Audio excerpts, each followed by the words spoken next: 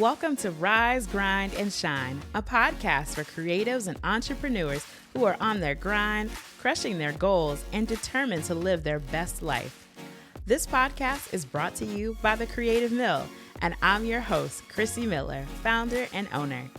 In every episode, we're here to help you create space for your greatness to shine, inspire you to launch into action, and teach you how to grind toward your goals responsibly. So come on this journey with us as we rise, grind, and shine together. Let's jump into today's episode. Hey everybody, welcome to another episode of Rise, Grind, and Shine. This is episode 2, and I am so excited to jump into this.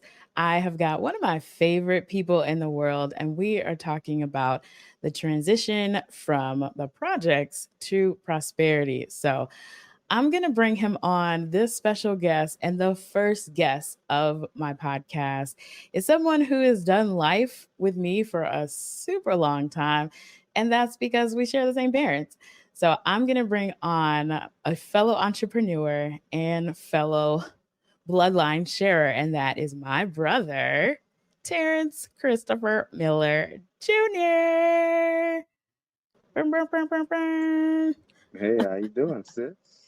Hello, brother. It's so good to see you. Same here, same here. Yes. So, why don't you tell the people who you are? They know you're my brother, and if you're familiar with my life, you know I'm always gushing over my brother because he's just dope. So, I want the people to know him. So, tell us about yourself. Tell us. I guess you're going by Terrence because I don't call you that, but. Yeah. Tell everybody about yourself, what you do. Now we're gonna dig into your entrepreneur journey, but you could just give them a little tidbits. Well, brief bio.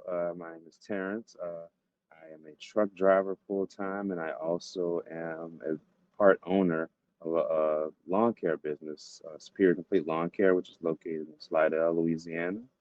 We've been running that for about 5 years now, and it's been steadily improving and climbing and increasing, and I'm grateful for the experiences that we've had with that thus far.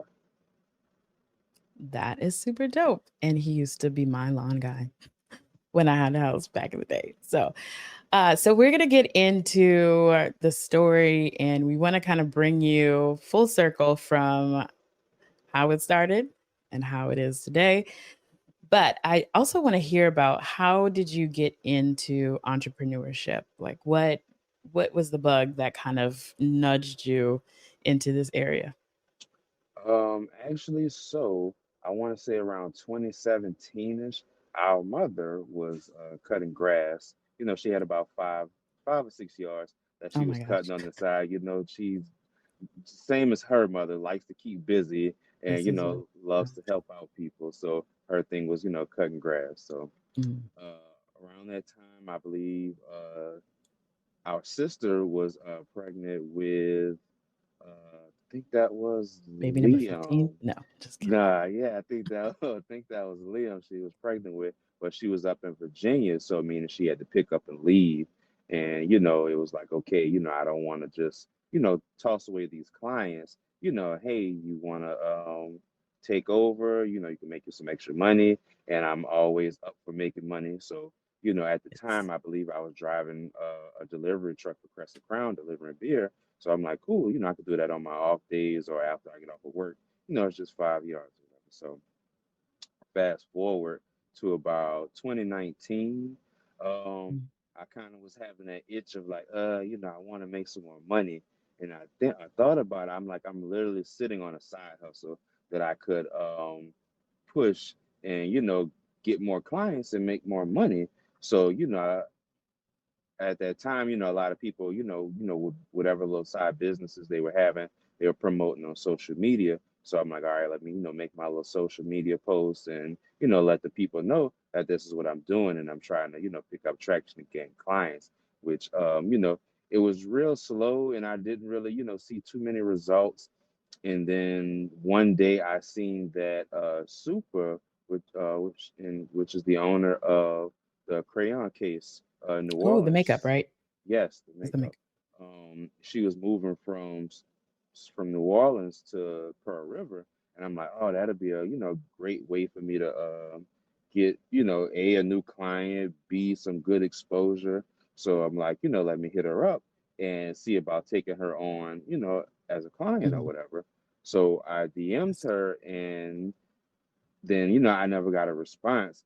So my brain wheel started turning. It's like, how can I expect someone to take me serious, and want to Mhm. use my services if I'm not presenting myself in a way that is not conducive to them taking me serious. So I'm like, okay, let's rewind, and let's actually get things in order and get stuff together. So I decided to get a logo made, get shirts made.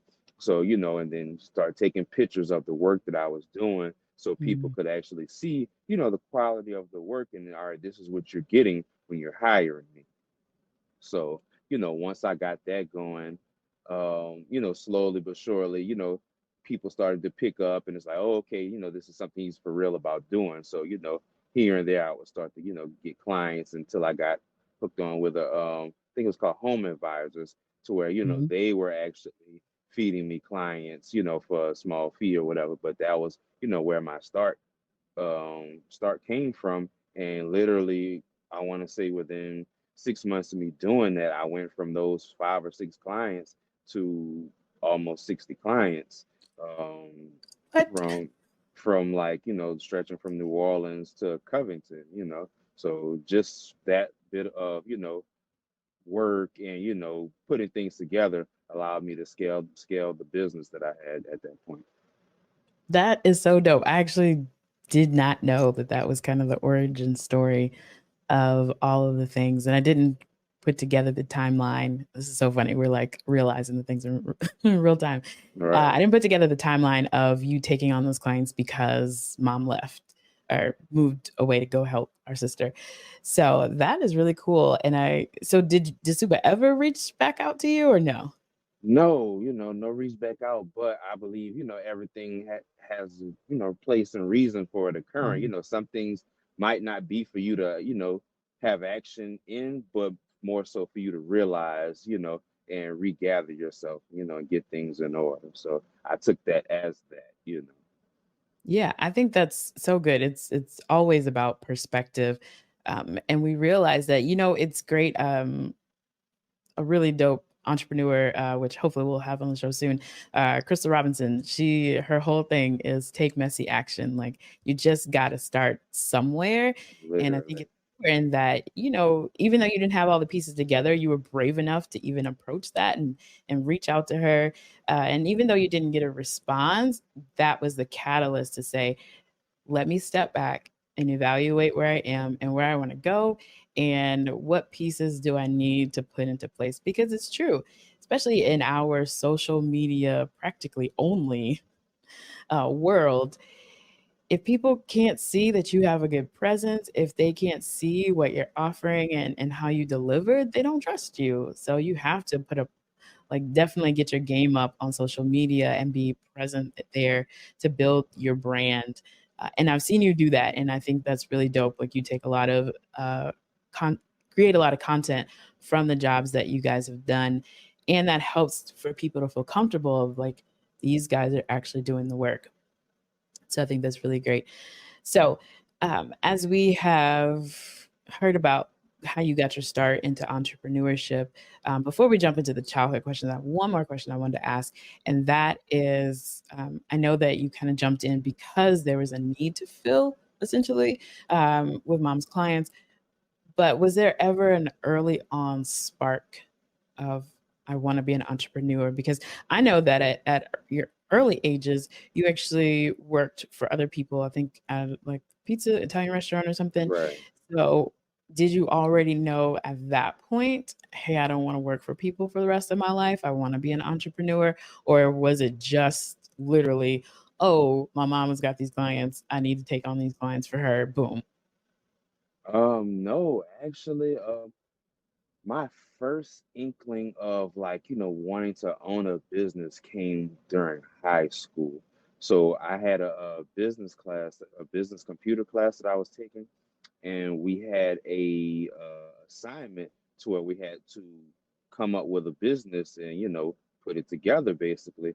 So I was kind of having a little hang up on what I wanted to have for a business, and my teacher instructed me. She was like, well, what do you like to do? So at the time, I had just gotten my license. So, of course, I liked the driving.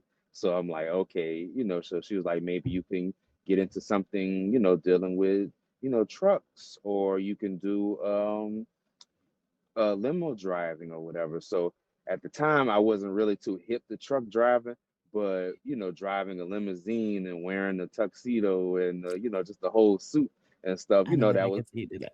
that appealed to me. So I'm like, yeah, I could come up with I could do like a limo service. So the name I came up with was comfort chauffeuring. So that was an idea that I came up with, but Hmm. after further research, the area that we in, that's not something that was too really prevalent. No, The New Orleans is big, but not enough to where you just got limos just all up and through all all no. times of the year and stuff.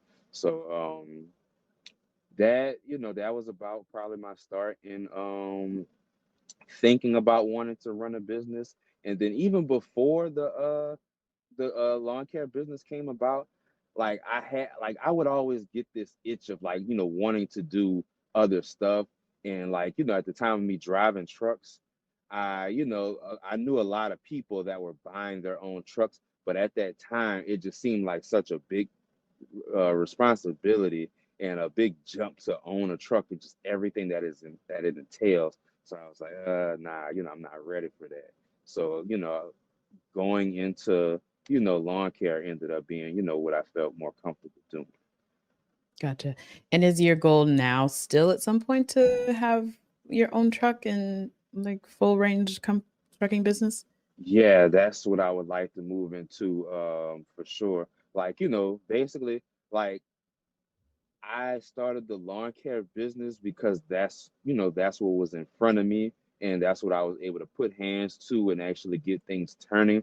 But my passion is more so along with truck driving. I mean, hence I'm in a truck right now, parked Where are in. you actually? I never even asked where you I'm are. in Bolingbrook, Illinois, which is right outside of Chicago. Oh, okay. And that's become kind of your base. Yeah, yeah, I really have gotten accustomed to Chicago at this point. Love it Oh here. I boy. just got to kind of do a little more touring and Oh, moving so you're gonna around do and things. Chicago and not Vegas. I got you.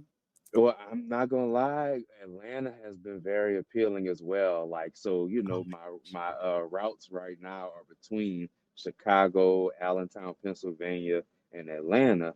But Atlanta, put it like this, I said Vegas because of the hiking, because hence you have put me onto hiking, and now this is something I yes. like to do. Yes. So, I'm so proud that you have grown into our mutual love of hiking. It warms my heart.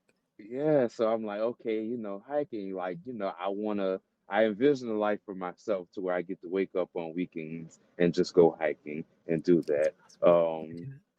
but Atlanta is a little bit closer, and they have places to hike as well. There's I Stone mean, Mountain, there's some other mountain range, and then Tennessee, Chattanooga is like right there. So I'm not gonna lie, they're kind of a little bit ahead in the race of me making my decision right now. bruh, Atlanta is full.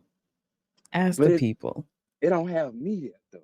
They said Atlanta's full. They said they're not taking no But more see, this is people. this is the thing though. I wouldn't go directly in the heart of Atlanta. I would go like I'm looking at Buford right now, which is like Buford. 45. Yeah, That sounds it's like like some Texas mess. What?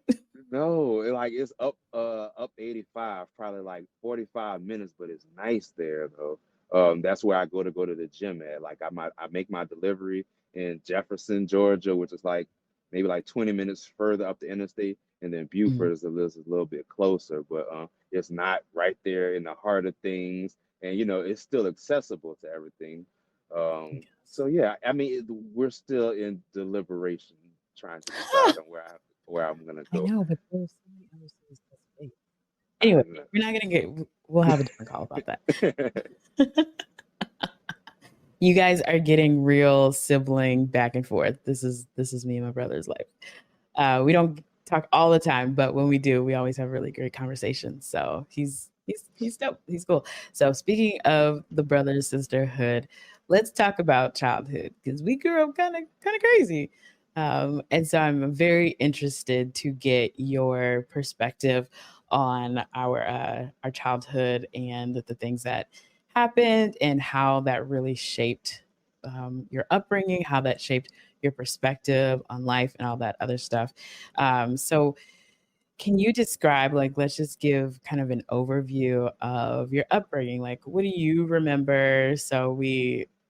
I say projects to prosperity. We didn't spend our entire life in the projects, but we had some project like stuff Right, for for the sure. longest time. So, tell us So, being honest, like, our childhood was definitely a little rough. this little Of course, ghetto. we, had to grow up in a single mother household, which, mom did the best that she could. But of course, our lifestyle was tailored to that. Like, it was a lot of things that, we couldn't do or couldn't have, or things that we might have seen, kids we went to school with, you know having, as far as name brand things or whatever, we just weren't able to get. But we made the best of it.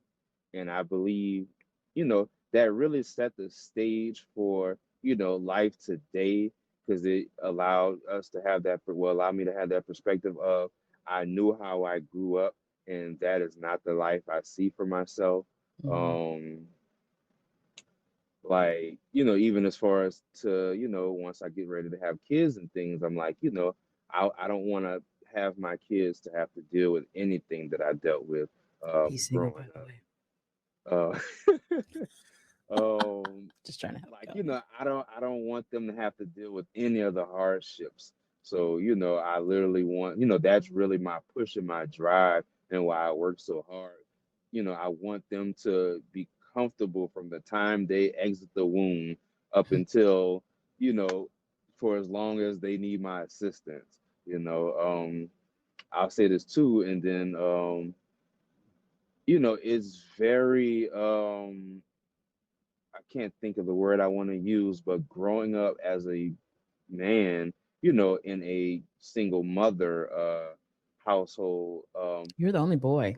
But so yeah. that's a thing in itself, because I mean, at the end of the day, a woman cannot teach a boy how to be a man. Like, she can Mm, give from her perspective what she thinks a man is supposed to do, and the personality he's supposed to have, and different things that he's supposed to know. But at the end of the day, I'm doing what I see, or I'm around women or whatever. So I'm not getting a lot of the masculine things, or things I should have in my personality, that I really should. And it's not to say that along my journey I didn't have male figures in my life, and those were definitely appreciated and well needed. And that's when I started mm, to learn the man things that I needed to learn. But I'll say, what I did benefit from, being around my mother so much, was a sense of empathy, mm, and just being such a loving person, because, even though it was just her, she never, wanted us to feel a lack of love, because it was just her in the household. So that, and just her, just being such a nice and nurturing person that she is, that rubbed off on me. And, I exude a example that in, my relationships and the people that's in my life. I find myself to be very, caring, and, wanting the best for people, and, going out of my way, when need be, for those people, that's in my life. that's true, but you were not like that as a child. I just want to say What you mean? we got into fights all the time, y'all. Don't let them. Oh yeah, that never stops sibling rivalry at all. Oh man, it was really bad. Yeah, we definitely. we had some violent moments, my guy. There may or may not have been a pair of glasses with permanent marker on them at some point, you know. Oh gosh, I don't even remember that. I was thinking of the holes that we put holes. Oh yeah. When we lived in the projects, man, we were fighting. So people think I'm really soft and like, oh, Chrissy would never hurt anyone. But we were fighting, like for real fighting, I think. Like Oh, to the point where we like put a hole in the wall. Oh my gosh. and that I don't exactly remember, but I can only imagine, you might have taken something or you were, I don't know, being mean or something, and one thing led to another and the Of course elbows it was in the my fault. wall. Of course it's your fault. You're the old you're older. You're supposed to be the more responsible. Oh my gosh. I think when we were in the project, I was a teenager, so I'm sure it had to be more you than me being Oh. ridiculous. I'm pretty sure. But nonetheless, those were some rougher times. And I think that just and from my perspective, and I know so we actually have a pretty big age gap between us siblings. Like our sister is I'm the middle child. Go figure. Our older sister is 7 years older than me. Then there's me, and then you are 6 years younger than me. So we have always been super spread out, and I think that probably contributed to the distance and disconnects at times because we just have never until adulthood been in the same like frame of mind growing Right. up, and I'm, so it's definitely interesting to see how our relationship has evolved yeah. from its violent starts. Oh, for sure, for sure. Very interesting times in the house, but uh, loved you guys, all the same. And I think that growing up in a single mom home, and not having our dad, and I don't want it to become like a dig on our dad, who is still present. He's still around and kicking. But it was challenging to grow up and not have that male presence in the house. And I think that also just some of the things that went along with that season of our life and seeing really rough situations, like we grew up around drugs and the repercussions that come when addiction is present. And I think that also shaped a lot of like, I don't want anything like my childhood to be resembled as I grow up, and seeing what it was like. I don't know if you remember, but I used to be so embarrassed to go in the grocery store because we were on food stamps, and I was like, oh man, like I would be like, do we have to pay? Man, the best day in the world was when they went from the actual paper. I don't know if you are even No, you I can't even never even remember. remember the It paper. used to actually be like bills, like money, like the food stamps were actual like paper. But man, All I oh, I was so remember is a relieved card. when it was cards. Cause that's what I'm saying. I was like, how's a card embarrassing? But yeah, having to go in there with postage stamps to pay for Right. food That were and like different colors. Like, bro, you got that from a different country or something? So yeah, it would be so embarrassing. Or like I remember when we were, I was probably in middle school and we had that Monte Carlo, which you were like, you probably were super, super young, but I was so embarrassed to get it dropped off at school. Like when I had to, if I missed the bus, I would be like, drop me off down the street because I was so embarrassed. But I think that it's important that those times have shaped my for in good ways have shaped my I think humility and my gratitude, that we can't take anything for granted. Like there are seasons of our life, and even as adults, that we both probably had some like struggle seasons, and we had to get through those. And I think that probably our younger years probably taught us some resilience right. and perseverance to like make it through those times. And hey, if we need to like do minimal things, like we know how to get by. Like we're not gonna starve. Clearly Avis kids didn't starve. Right, for But we sure. ramen noodles, some beanie weenies, all the things Look, just to get by. struggle. We are no stranger to struggle meals at all. Man, they still hit though. I would eat some poke beans and weenies with some Like rice. right now today, I'm Like I not would. opposed. Like I ain't gonna lie, I have some friends like that have gotten introduced to, how I may have eaten, we might have eaten or things we were used to eating, and they kind of give me that crazy look. But I'm like, hey, this is how I grew up, so but by all means introduce me to a better way of doing things. But I'm never too, even though I've like kind of like learned better ways of doing things and better meals, I'm not opposed to ever like having to step back and all right, this is what we're doing in this season. I gotta pull out some corn and rice or just whatever. Okay, we're gonna we will be fed. Right. So, do you think that some of the challenges you faced or we faced as kids and not being able to afford things and not being able to go places because we didn't I looked back and I was like, we didn't have vacations. Like I tried to trigger memories of trips that we went on, and the only time I can remember going anywhere was actually when our sister graduated from military school, and we drove all the way from Louisiana to Rhode Island. But other than that, and Mama will probably listen to this and correct me, but she was like, we used to actually, I think that we used to visit family when we were very, very young. Our dad is from Alabama. So we used to go to Alabama a little bit and a very, very, yeah, I'm sure you don't even remember. I think you were born, but we were very young and we used to go to Alabama. But there was no like theme park trips. There was no like, let's just jump in the car and go. Like there was no disposable income to do those type of things. But do you think, and that considered a little bit, but just overall, do you think that the challenges that you face, like how have they shaped you growing as an entrepreneur? um that's literally what lights the fire under me, what makes me get up every day and do what I do. 'Cause it's like I don't want to ever go back to that life of not having or not being able to, like, the last couple of years have been some of the most I want to say, God, let me think of the word I'm looking for. Just prosperous years.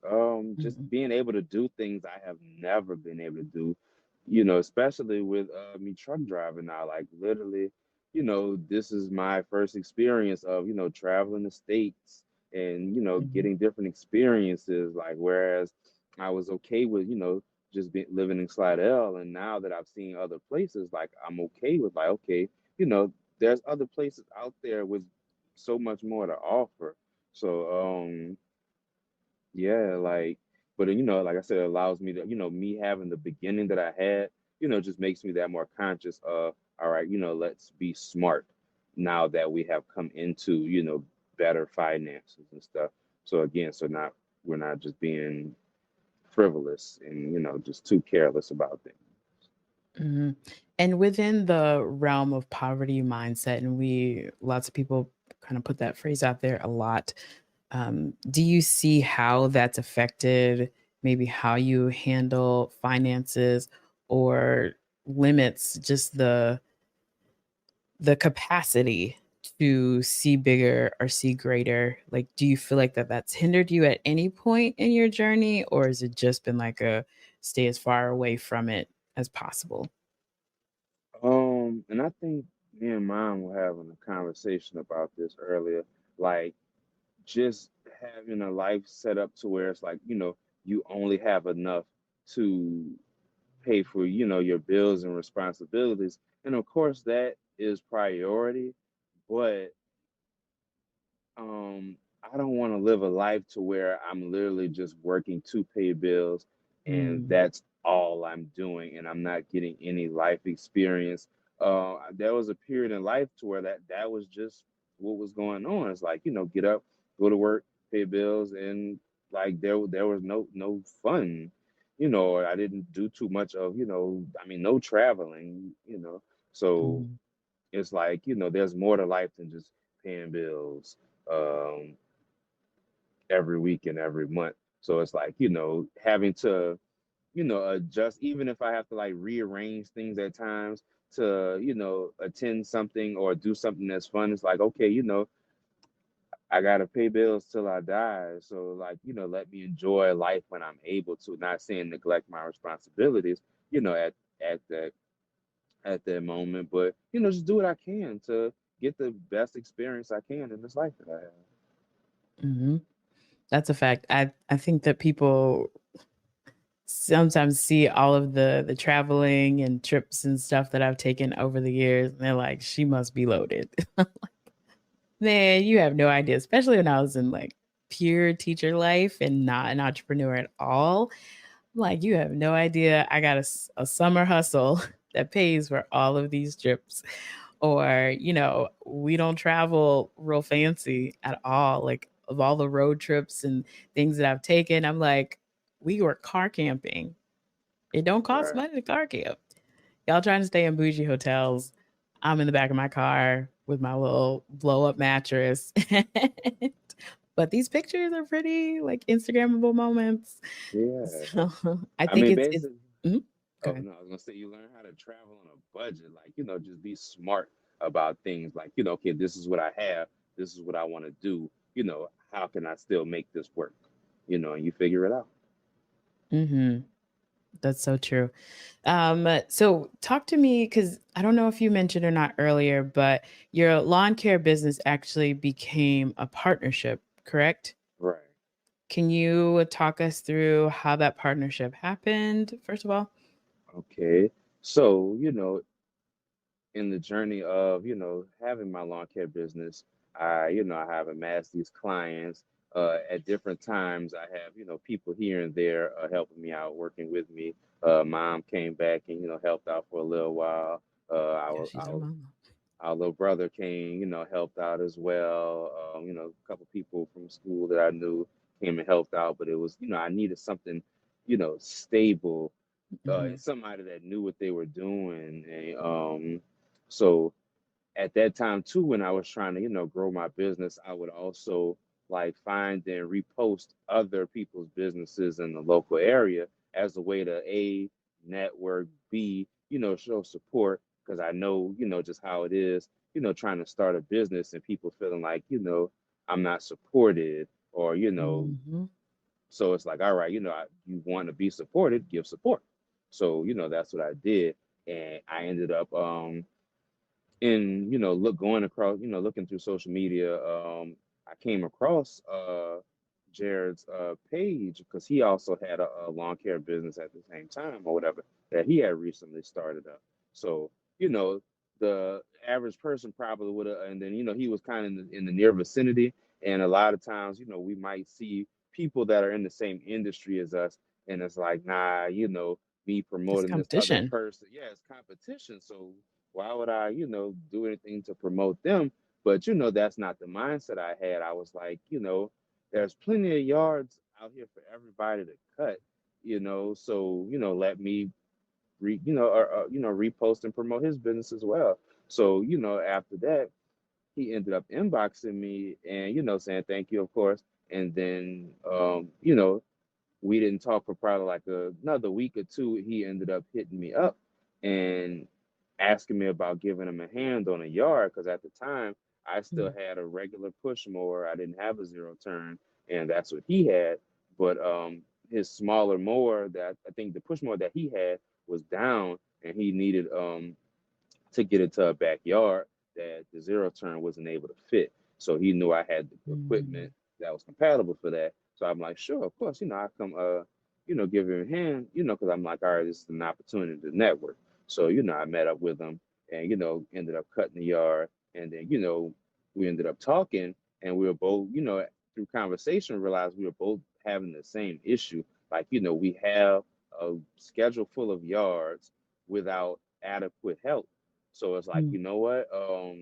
You got your clients and equipment. I got my clients and equipment. What if we work out of one truck and, just help each other take care of our schedules, and, we can just figure out how to do that, whatever, put the schedules together and make it make sense. So we did that, for a couple of months, mind you, this is we're brand new people to each other. So we're having to, learn each other, get to know each other, and sometimes it could be difficult working with others when you're not used to. And actually, we ended up meshing really well working together. So Mhm. months down the line, we were like, he asked me like, what did I think about like, combining the businesses and, literally, working together, making it a partnership. And I honestly had no problem with that because, at some point in me working, I was like, man, I wouldn't mind a partner, you know, while I'm working and different things. Mm. Because I mean, it wouldn't be so much burden just on me. Because I mean, it's a lot to run a business, by Yes, it yourself, does. back office, and actually out there doing the work and trying to market and grow things or whatever. So like they say, two heads are better than one. So I'm like, again, this is divine intervention. Like you said, a lot of times we might not know how we're gonna get things accomplished and do things, but it takes literally just taking that first step and getting started. And once you do that, that gives God room to take care of the rest. Like we do the action that we're able to do, and He'll put people and put things in our path to help us along our journey. So a little bit of ask and receive. I asked for a partner, and months later, bam, he pops up, and now it's been probably close to 6 years of us working together. And not Wow. only is he a business partner, this is my best friend at this point because literally we have done life together for the last 6 years, work behind the scenes and literally just figuring life out together. So, yeah, it's been a great experience thus far. That's so amazing. And I love what you said at the beginning of that about not celebrating, but supporting and elevating other people's business. That it's not about competition, even though y'all are doing the exact same job, have the same companies, and work in basically the same area vicinity, and you still gave space to say, hey, here's this other business, they're doing a great job, let me promote them, let me push them. And I think that God honors us when we can be humble enough to support other people, because there literally is enough room. But we get in such this like crab in a barrel mentality, especially as entrepreneurs. And I feel like, especially in the Black community, like, I don't understand why it has to be this way. It doesn't have to be a competition, because there's enough to go around. But I think that when we allow space for that, like God's honored you, um, because you were humble in that way and just opened the door for that. And it's not always easy to be in partnership with other people and to just mesh your businesses together. I'm sure it hasn't always been flowers and roses, Of course. dealing with everything, because you're combining personalities and all kinds of things to come together to make things happen. So right now, even though you still own part of the business, but you are Yeah. on the road. You've already said that. So how has that worked with you guys, splitting the workload, or just kind of juggling all the things? I mean, it's been smooth. Like I said, he's back in Slidell, on in the field working and handling of most of the things like I deal with, some of the social media stuff and the clients that I'm in contact with, and collecting some of the payments. But I mean, we have a pretty smooth system to where whatever he needs, and I'm able to assist with, I'm there. And even when I'm back home, sometimes I'll get out and go help with some yards or whatever if I'm available. So I mean, we literally had no problem. And then we've picked up another here and there, picked up other people to help us along with you know the business or whatever, taking on another business partner. And that's been a good transition as well. Like, we found another person that Mhm. had a lawn care business, and basically we repeated the process of what me and Jared had done did, and Wow. was able to put things together. And now he's not having to work by himself and do things. So it's really been a blessing, just to see what taking a first step has evolved into. Whereas, like I said, I started off with 5 or 6 clients. He started off with a few clients that he had. And now Mhm. we, in the hundreds of clients that we service in the Slidell, Lacombe, Pearl River, and New Orleans East area. That is so dope. That is, I mean, that was the recipe for expansion for you. And I want to talk a little bit more about expansion because I know that not only do you do lawn care, but you've expanded the services to some other things that you offer. Can you tell us what those things are and also process? Because I think getting just a little bit of a backseat to what was going on, especially when in Louisiana we've dealt with storms, hurricanes, all those things. I've watched you guys pivot and be like, hey, we can do this, we can do that. So, talk to us about pivoting and expanding when you see the need and the opportunity.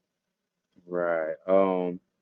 As far as the expanding, when it comes down to being able to offer additional services, I have to give credit to Jared for that because he literally is visionary when it comes down to, all right, we don't know how to do this, but we can figure it out and learn it. And he'll learn how to do it, show me how to do it. Now we know how to do it. Even like, that was part of like even before we actually put the businesses together, like all I knew how to do was, cut grass, but he knew how to do landscaping and stuff. So I was like, hey, you know, I'll pay you to show me how to do Mm. landscaping so I can now offer that service. And I believe that was on your yard. So, he actually Yes. he came and helped me do your landscaping. So it's like, okay, why, bam, I know how to do landscaping now. So, once we started working together, we were able to offer lawn maintenance, um, landscaping, and then he had a pressure washer, so we are able to pressure wash houses and Mhm. driveways. And then what else did we get into doing? Um, You did fencing? Is that right? y- yeah. So again, like you said, once and I think this was before the storm even hit. At some point, somebody, I believe, because I think this is while I was gone. So around 2020 when COVID hit, I ended up moving to Austin and then starting back truck driving. So Jared was taking care of things, and then right before I came back, he started getting into doing fence work and stuff. So Mhm. he learned how to um, install fences, and when I got back, he showed me how that worked. So we went from there and started getting jobs, and then especially again, that was perfect because the storm ended up happening. I think believe that was Hurricane Ida ended up happening later on that year. So a lot of people were needing fence repairs, whether it was their whole fence, just a section of a fence, and that was a really good profit time for us because we were able to capitalize on all of that work. And then obviously we have a trailer, so people have debris and things that need to be taken from their house, so it's like, all right, we could do that too. So it's literally just like, all right, I mean, that's just a hustler mentality. It's like, all right, we can figure out how to do this so we can make some money. And I mean, that's us in a nutshell when it comes down to business. Like, all right, how can we figure out how to do this, or how can we be a part of this so we can add to our revenue? Yeah, 100%. And I think for people listening, I think that it is so important for you to not limit yourself to what you know now. Like you literally just learned more skills to make yourself more marketable, to provide additional services that gained you clients that you might have, maybe they didn't come to you for lawn care, but maybe they needed their fence repaired. But now you've created this relationship with them. So now maybe you do their lawn. So we can't just settle and get comfortable with this is the only skill that I can do.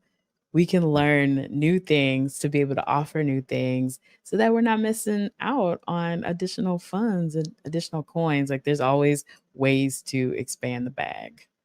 Absolutely.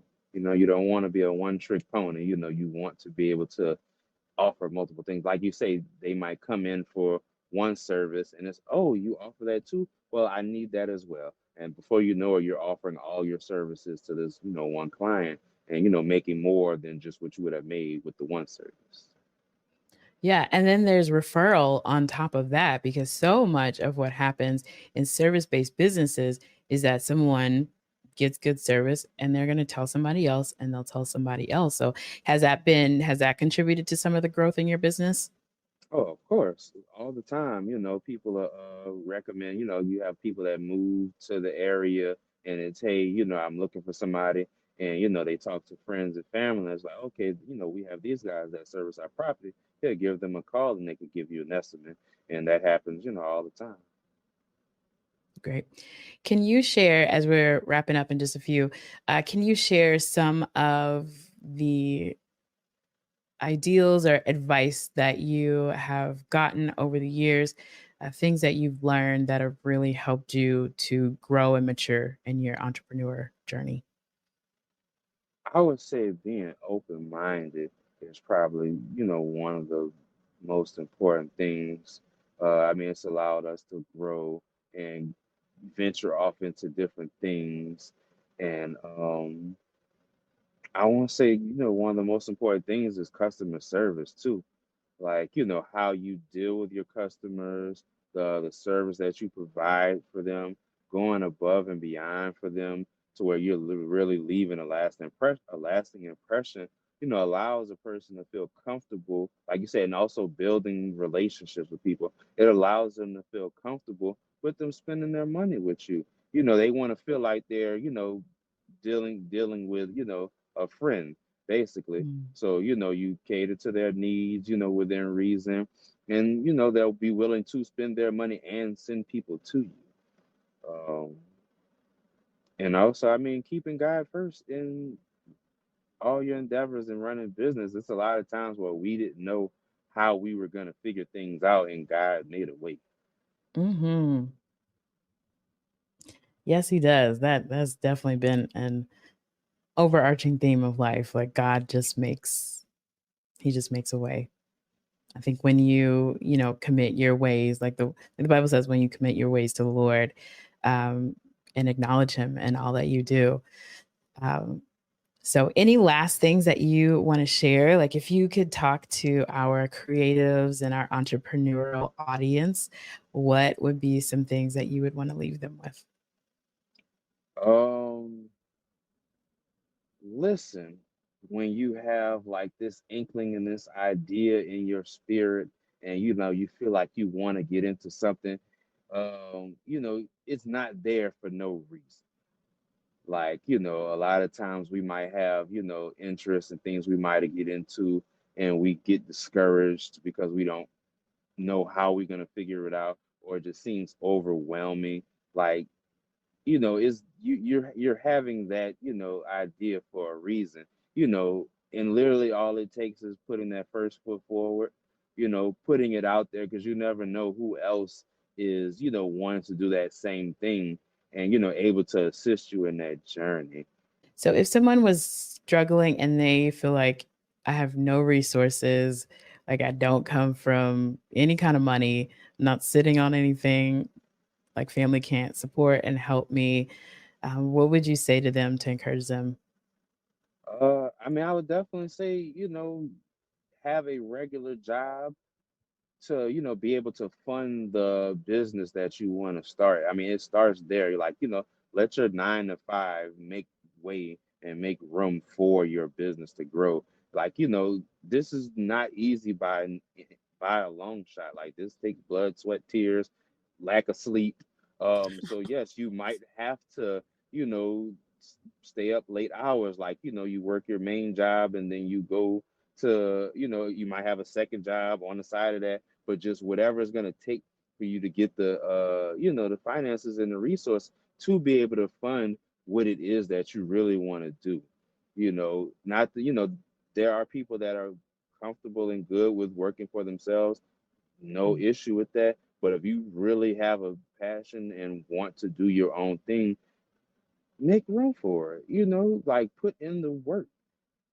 That way you're able to, like, down the line, it might take you a couple years, but then be able to leave your job and say you work for yourself and you're doing your own thing. There's a level of freedom that does Mhm. come with that, to where, you're actually able to be satisfied at the end of each day, make your own schedule, and, just really get a sense of fulfillment. Yes, and it does not happen overnight. Literally not. Another piece of advice is, like you said, piggybacking off of that, like, you literally do not expect things to just, like, I know a lot of times we see people on social media, and it just seems like their business just came out of nowhere, and they're making all of the money. Like, you have to literally be willing to put in time of being broke and trying to figure things out, and give yourself a couple years to let stuff grow. Like, a lot of Mm. times we kill dreams before they get time to mature, Ooh. because they're not able to, they're not fitting the image that we have in our mind, because we're such in a microwave mentality of like, oh, let me do it, and I should be able to get the results instantaneously. Like, nothing worth having comes easy or quick. you know Things that are of value take time to put together. So there's that as That's my well. brother preaching. Go ahead. Speak well, sir. Yes, man. Amazing. Well, it's been so dope to have you on the podcast as our first guest. So tell us right before you leave, one, what's next? What are you doing? How can we support you? And then drop the way that people can find you. Next is working into getting my own truck. Like I said, right now, excuse me, I'm working for a company, but I'm gonna, like I said, work for someone, but with the goal of, getting back onto my own, Right. within And this when you realm. work for a company, but you're still not an employee, you're a contract worker. Right, yeah, on Still 1099 working. 1099. That's still self employed. Right, right. It's a So whole yeah, nother podcast. 1099. I'm Yeah, so I'm gonna allow this to make way for me to be able to buy my own truck and then be in business for myself, in the industry that I want to be in, Mhm. that, and allowing that to, I also, I'm interested in, real estate and rental properties and things as well. So, these are further down goals that I would like to achieve at some point. But I'm doing the work now to, Mhm. get me where I want to go. So, that's about what I have lined up next, and continuing to grow the grass business that we already have growing. you know get more clients, get more employees, be able to again branch out, have multiple crews taking over the Slidell area. That's what we have in mind. um, but as far as where you can find me, I am on Instagram at TC Mills, and the lawn care business is Superior Complete Lawn Care, and on Facebook at Terence Miller. All Terrence. I don't think I've ever called you that in life. Yeah, that's more of like a school and work name. Professional. Professional family gets the other middle names and nicknames. It's true. I didn't even know you went by Terrence until some girl was like, "Oh yeah, Terrence." I was like, "Who?"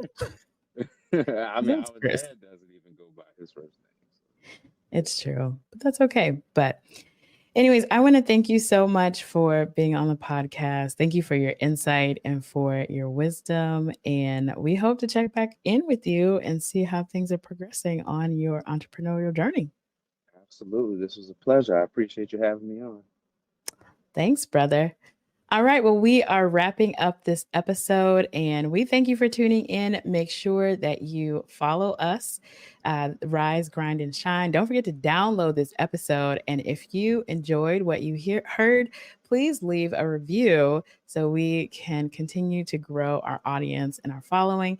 You can find me, Chrissy the Mill, on Instagram, as well as thecreativemill.co. That's CO, and let us know. Drop us a DM and tell us what you thought of this episode. Until next time, rise, grind, and shine together. Bye bye. Thanks for listening in to today's episode. Make sure to follow us on socials. It's at Chrissy the Mill, as well as at thecreativemill.co. Hit the DMs and tell us what you thought of today's episode. If it inspired you to action, let us know. If you enjoyed today's episode, make sure to show your love by hitting the subscribe button. Turn those notifications on so you know exactly when the next episode is dropped. Most of all, you can show your support by sharing this podcast with your people, because your people are my people. And make sure that you leave a review on the podcast platform of your choice. Until next time, holla at your girl.